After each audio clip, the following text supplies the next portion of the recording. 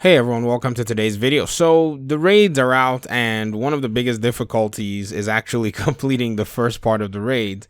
And I made mention of how the matchmaking system that was removed was generally not conducive in regard to the relationship between the developers and the community. So I've decided to just go ahead and do what you guys have said a while ago, which is when the clan system was introduced, you guys asked me if I was going to start up a Discord server, and I said I was looking into it, and I finally have gotten and taken the time. It's not like I never had time. I just never made the time to do this, to create a Discord for the Division 2 and the Dads of Division clan. Now, the Dads of Division clan right now is only available on PC, but because of the way I set up the Discord server, if you're on PS4 or Xbox, there are LFG channels for you to go in there if you're looking for people to run raids, missions, or even power level a second or third character. Because to be very honest, this raid is not going to be something where a lot of people are going to complete in the next month. I'm even looking at me myself probably completing it in June if I actually double down and hammer down on it, because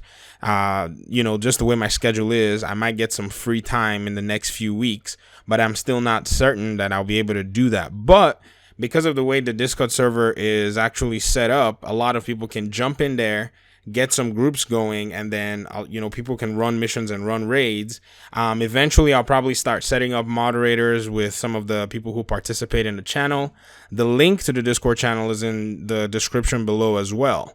Now, a few more housekeeping things about the raid and things that I wanted to say is, let this not be a deterring factor for a lot of people, the difficulty, because of the way the mechanics are actually done, it's something that requires a lot of coordination.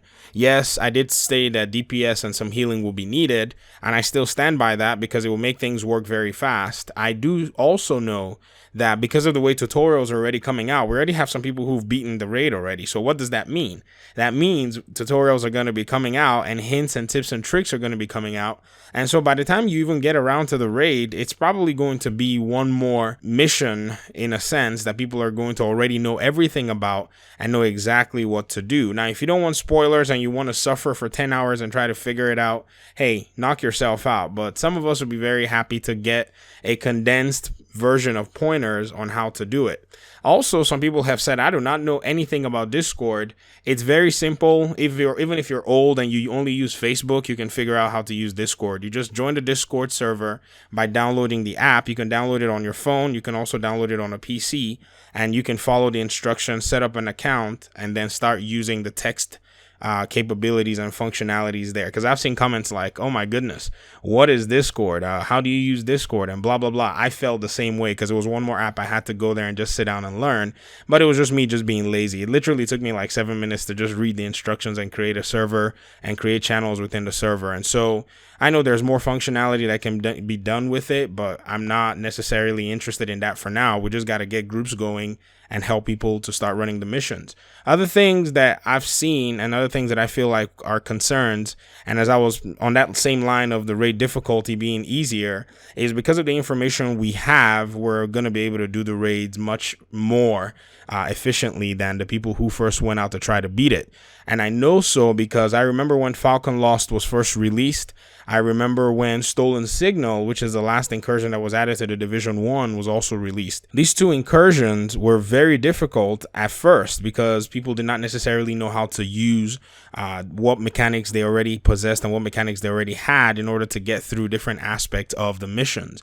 And I think Stolen Signal still had more of the raid feel than the other of the incursions because it was the last one, and the developers had been looking at fine-tuning those missions to look like raids. But after a while, there were guides, there were missions and ways to actually do those missions, and it was much easier if you had a group that was coordinated and you guys were able to maybe either figure it out or watch a video on how to do it. I must confess, I only did Stolen Signal once, and that was it for me. I did not want to go back in there. There was nothing that they were dropping in there that I wanted so bad. But once I think the way these raids have gone, the information start to come out, a lot of people are going to be in the know. A lot of people are going to understand all the general mechanics, and it's going to pretty much just go from there. Now, some people are talking about the raids being nerfed or the raids being patched, and I don't really know if that's necessary, but I do have to be very cautious, and I do have to be very sensitive about the struggles that can ensue when you're playing on console. Now, when you have a mouse and a keyboard, a lot of people say it's much easier on a mouse and a keyboard. And I can argue that fact only to a specific point, because some people are very good with their controllers as well, and they will outshine me even while using a mouse and a keyboard. And I found out for myself too that I can use a controller almost as well as I can use a keyboard. Now, unless in very specific circumstances. Also, you have sensitivity and aiming issues, and these things can be very complicated left and right. So I do understand how that can also come across. I played a Division 1 on PlayStation 4 for a long time, for over 1,200 hours, I think, before I went on the PC by myself. And so I can see where the difficulty can be. But I also want to say that even while on console, I was able to still beat the hardest content once I was able to get in with proficient teams. And so I think what happens, or what's currently happening with the console side, is the mechanics and how you can approach it is going to be very different on console. So perhaps you might need more healers on console than you would on maybe PC. So maybe there might have to be a rebalance on the way these raids are executed on PC versus the way they're executed on console in order to kind of make things work out. And I wouldn't know, because I've said this many times, I want to play the Division 2 on PlayStation, but my time is so limited. Hopefully when I have some time, I can get in and use the LFG group to power level a character, and then maybe see if I can actually jump in and do some of the raids on the PS4. I have a whole bunch of buds on PS4, and I really miss playing with them. It's really strange. But I've tried to convince them to come on PC, but they're like, nah, we're just gonna stay on PlayStation, and I'm just gonna have to go there and kind of say, hey guys, we need to jump in here and see if we can do this.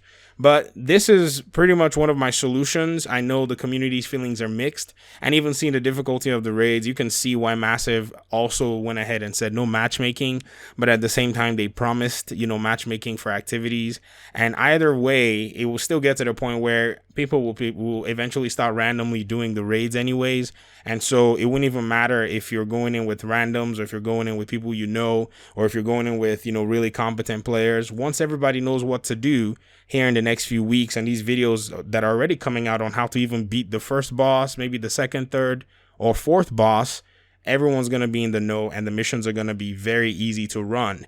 The only thing now is how people in the community, depending on their schedules, can make out the 5 hours, because even though everybody can know how to do everything, there'll still be the difficulty, and there's very small room and small margin for error, which is, I think, what makes the difficulty scale way out there. And so how many people can dedicate the 5 hours, or maybe the 5 hours plus 40 minutes, or the 5 hours plus 3 hours, in order to manage all that error that can happen and people are dying? And then eventually somebody might find themselves in a group, and you just be one of the lucky ones that beats the mission. So anyways, I want to hear your thoughts. If you want to join the Discord group, like I said, the link is in the description below. Let me know how you feel. Let me know what you think about builds, difficulty, and how console players might be able to overcome the barriers currently, because a lot of people are saying it is impossible to beat it on console, and I would not know. I would have to jump in there with the group and say, okay, this is what it feels like. And so I want to hear your thoughts. Thank you very much for your time and audience, and I guess I'll see you guys in the next one. Peace.